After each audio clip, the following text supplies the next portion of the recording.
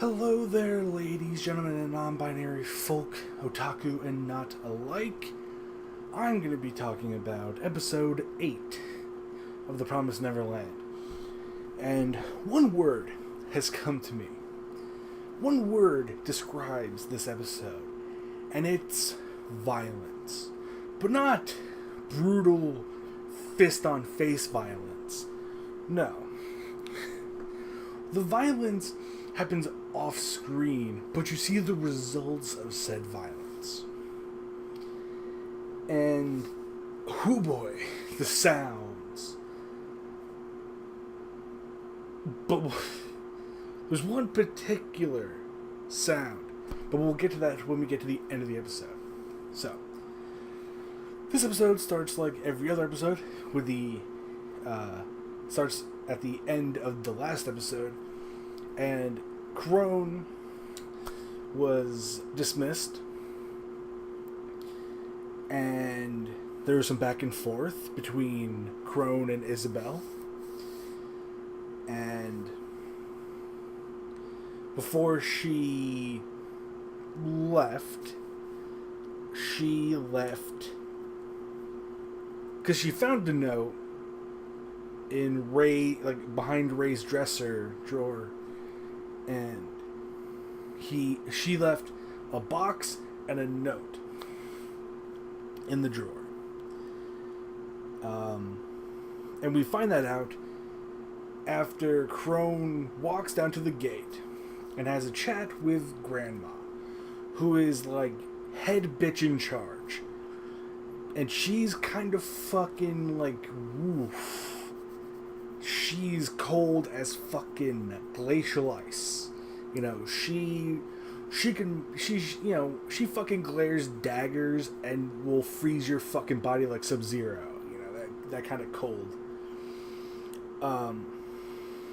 And Crone tries to play her last hand with, revealing that Isabel really can't control the kids. And Grandma's like, fucking... And then it flashbacks to Crone as a kid, finding out the secret, going into this, like, mom school kind of shit. And that's after she is locked into the gate area with a fucking monster. There's no other way to describe it. It is a fucking salivating monster. And, she tries to put up a fight, then she runs away. And this is one of the violent instances in this episode. There's only two really violent, and this is like the less brutal one. And you might not, get that when I say it, but she basically gets a fucking flower shoved through her chest. And you think that'd be brutal, but there's no blood. There's no like gratuitous amounts of blood. The flower, and flower's kind of been a motif in the beginning and the ending for this series. And it's just now kind of coming into the text of the show. It's like, look at all these happy flowers. Like at the ending, it's like, look at all these happy flowers. Then it pans down and like just dead bodies are like underneath it, basically. So all of that happens. Where he's like, let's switch out the chemicals because there's a plan to like poison Isabel. And they're going up the stairs. And I got rid of Crone. I eliminated her. And Ray's like, oh shit. Runs up the stairs, busts into her room. Is like, oh shit. Ray and her have a back and forth of like, I knew you were a traitor. Fuck you. And then she locks him in the room and then proceeds to go into the woods because this whole switching out the chemicals thing was supposed to be subterfuge so that the kids could get a viewpoint of the surrounding area and see, scope out things before the escape. So, Dawn and Gilda see Isabel come out the house, and they're like, well, we didn't get a signal, but here she fucking is. And Dawn's like, you wait here, I'm gonna go into the house and look for Ray. So, runs up the stairs. I guess here's Ray pounding on the fucking door trying to break it. Dawn breaks through the door with a charge. Funny enough, like, Dawn's like, get away from the door, and fucking Ray's just like, he's supposed to be the smart one. He's like, his ear is like, oh shit. He hears running and moves out the fucking way. Dude takes the fucking doors off its hinges, just fucking flat onto the ground. They then start running, with Gilda in tow. They start running towards the forest. And so Isabel catches up with the two kids, Emma and Norman. And before she shows up, like, Emma throws the rope that they had in the tree into the woods, and she runs toward Isabel to try to get the tracker device. And she's hugging her, and then this is the more brutal. This is the more brutal violence. Like, the bloody violence is one thing, like the gratuitous violence, like the fucking Kill Bill levels of like blood, is one thing. This is fucking brutal violence. It doesn't happen on screen, but you hear it, which I think is way worse. So Ray has the rope, and she's trying to stall time so Ray can get up onto the wall and see things and shit like that. And the way it ends is also really fucking sinister. So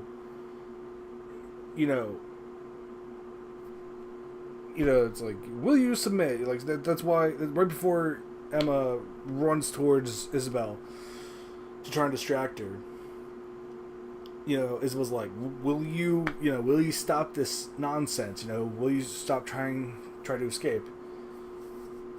And they like, no. Like, they say, fuck you, basically. And that's when Emma runs over, wraps her arm around her. And this woman, and like at this time, Ray, Dawn, and Gilda all arrive on the scene. And you hear it. It's focused on, I want to say it's focused on Norman.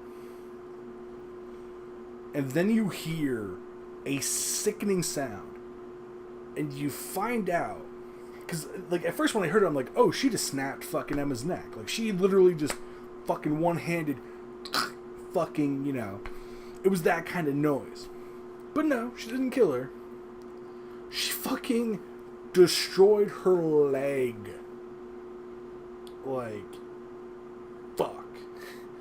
That is brutal as fuck. Look, again, you don't see it happen.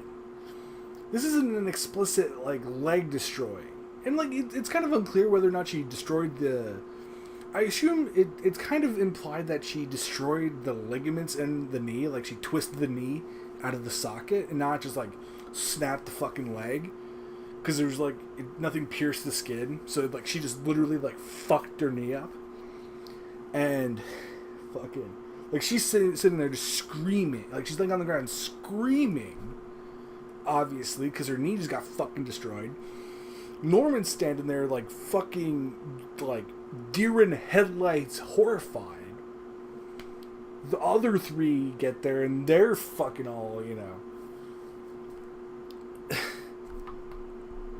Oh, yeah, I forgot about this. During the fucking conversation between Emma, Norman, and Isabel, she drops the act of, like, it's like, I care about you kids, and that kind of shit. It's like... And then Like, so, okay. The way the episode ends. So that happens. She says, Norman, your shipping out date has been set. And she sets Emma's leg with like a stick and some gauze. And the episode ends with her bringing back Emma, like carrying her. But you don't see any of the other kids. And the smaller kids who are there, I guess, are kind of worried because they look at her, like they keep like double taking at her, and it's like, okay, like, and you see her, she's not covered in blood. You know, like Emma's not covered in blood, Isabel's not covered in blood, as far as you can see. So it's like, did she kill the kids? Like, did she fucking like slaughter them? Like, what the fuck happened? And I guess I'll find out in episode 9. I'm just gonna binge through the rest of these fucking episodes tonight. Or this morning, I guess, technically, because it's 3:47. Or 3:27 right now. But yeah, that's how the episode ends. It's like, fuck. Like, one death is like, monster puts a fucking stem of a fucking, like a flower through a fucking person's like sternum, and then like it ends with like the horrifying popping of a fucking knee joint, and it's like, whoa. It's like ramping up the fucking violence, because before this it was like not really that bad, but like there was not, like, Connie's thing was like, it wasn't violent, it was like she was just dead. Like, she died off camera and they saw her dead body. Like, this is the...